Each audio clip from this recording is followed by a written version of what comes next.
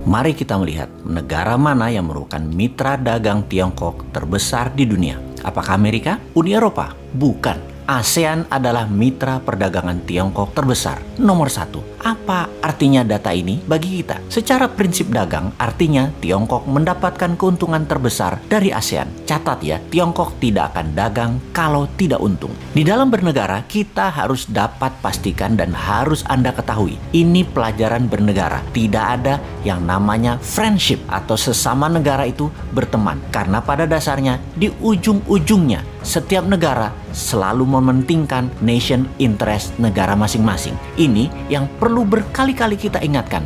Kalau pejabatnya mengerti bernegara, maka bukan personal interest dan kepentingan jabatan yang didulukan, baru rakyatnya. Harusnya rakyatnya didahulukan, baru kalau ada implikasi cuan buat dirinya, ya atur dah sana. Walaupun sebenarnya itu tidak boleh, tapi namanya juga pejabat berkuasa mutlak. Bisalah diatur oleh mereka untuk mereka dapat sesuatu di zaman old mind begini. Beda nanti pada saat zaman new mind-nya menjabat. Ya total pejabatnya abdi masyarakat. Bener deh, jangan seperti negara tetangga. Keuntungan pejabatnya didulukan, baru dibangun narasi nasionalismenya. Jadi negara tetangga itu punya strategi berkuasa dan mengelola negara untuk kepentingan sedikit orang, yaitu dirinya dan kelompoknya, terutama oligarki yang mendukung mereka. Bener deh, baru pertama kali di dunia ada bernegara itu dibangun dengan kekuatan narasi saja. Bahkan ada seorang menteri di negara tetangga tersebut membangun narasinya begini. Ketika Amerika datang ke mereka, pejabat Amerika itu berkata betapa jeleknya komunis Tiongkok dan strategi negara Tiongkok kepada banyak negara. Kalian, negara tetangga tersebut ya maksudnya, harus selalu bersama Amerika. Tapi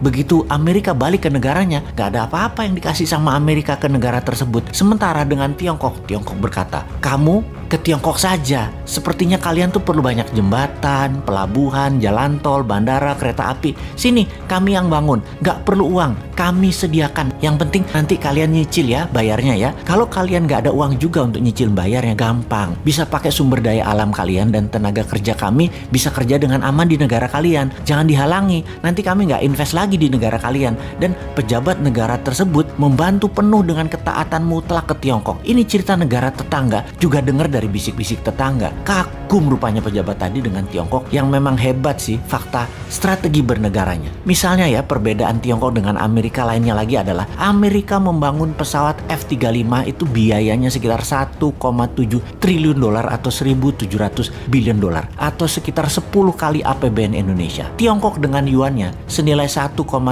triliun dolar juga. Beda, tidak membangun pesawat tempur tapi mengikat 70 negara dengan obor atau dengan One Belt One Road-nya. Faktanya lagi pesawat Amerika itu tidak pernah terbang lama, apalagi berperang, sementara Tiongkok menggunakannya untuk membuat negaranya punya aset di negara lain. Disinilah Amerika akan kalah dengan Tiongkok dalam jangka panjang karena Tiongkok memikat dengan terlihat membantu ekonomi sebuah negara. Jadi kasihan memang banyak negara tetangga kalau pemahaman bernegara pejabatnya tipis dan kuat narasi membangun nasionalismenya, negara tersebut akan habis aset nasionalnya dan anak cucunya nanti ketika mereka nggak jabat tinggal bayarin hutang. Inilah yang disayangkan oleh New Mind. Pertanyaan sederhana, Tiongkok punya yuan sampai senilai 1,7 triliun atau 1.700 billion dolar itu datangnya dari mana? Inilah yang akan kita lakukan di masa nanti ketika old mind lengser dan ketika rakyat dengan sadar tidak memilih old mind lagi. Apa yang kita lakukan? Printing money berbasis proyek termasuk proyek negara lain. Ini harus huruf kapital ya yang akan kita kuasai. Sekali lagi, negara yang akan kita kuasai. Dialog mengenai printing money memang banyak menimbulkan kontroversi, namun tetap harus kita perjuangkan. Kita semua tahu bahwa pejabat di negara demokrasi harus siap ditantang dengan pemahaman yang lain yang baru yang mungkin lebih baik. Namun ketika ada yang mengatakan printing money, sayangnya otak langsung ada kata inflasi dan mengatakan ini akan menyebab pemerintah menjadikan negara hiperinflasi. Siapapun yang bicara seperti itu berulang-ulang, pasti orang ini nggak pernah belajar ilmu ekonomi. Nggak segoblok itu ide printing money menghasilkan hyperinflasi kayak Venezuela Venezuela. Naif bener yang ngomong begitu. Semua ada dalilnya, semua ada bukti yang telah dilakukan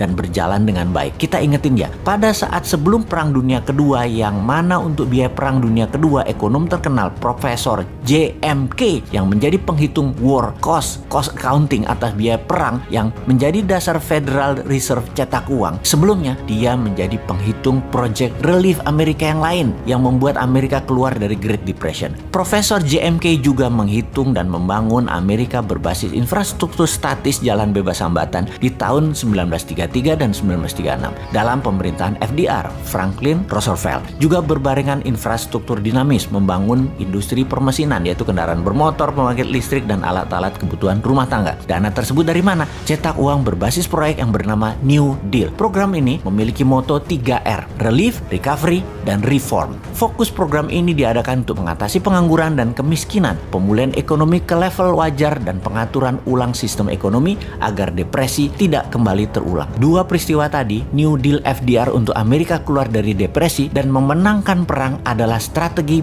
printing money. Oke, sekarang ke Amerika. Bosen-bosen deh lu bolak-balik ke Amerika, tapi namanya belajar ya nggak apa-apa diulangi lagi. Karena tidak ada yang namanya keunggulan di dunia ini. Yang ada hanya pengulangan, alias kalau mau unggul maka ulangi. Di sini terkadang timbul kekosletan otak si Sontoloyo ini. Selain konsep MMT di dalam membangun Indonesia yang tidak bisa diterima oleh para menteri yang pro IMF juga pro obor, maka mungkin baru bisa dijalankan setelah mereka tidak menjabat.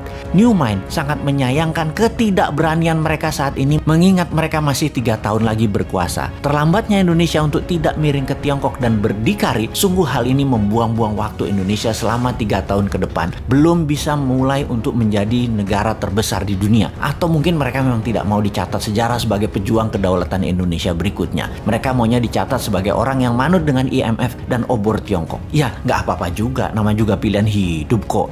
Oke. Jadi, ada baiknya kita ambil program New Deal ala Amerika ini untuk Indonesia. Kita akan printing money untuk membangun seperti apa yang Amerika lakukan tahun 33 sampai tahun 42, seperti Tiongkok bangun tahun 89 sampai 2009, ditambah lagi kita adopsi New Deal-nya Stephanie Kelton untuk yang punya konsep printing money ini. Apa konsepnya? MMT-nya New Mind ada SWF, printing money, TINA, Tiara, dan sekarang ditambah Green MMT. Kita perang dengan perusak alam serta perang dengan globalis yang menggunakan virus. Jadi kita akan membela kesehatan dunia. Kita akan pimpin dunia untuk lingkungan hidup, kesehatan, atau pro-life strategi. Ini pasti dilawan keras oleh globalis cabal yang anti-life, tidak pro-life. Cabalis mendukung nuklir, uranium, fosil oil, batu bara, virus COVID yang meluas dan merusak lingkungan lainnya, termasuk perang bedil-bedilan seperti yang terjadi di Timur Tengah saat ini. Jadi kembali ke printing money. Masih bilang inflasi, tak tutup endasmu.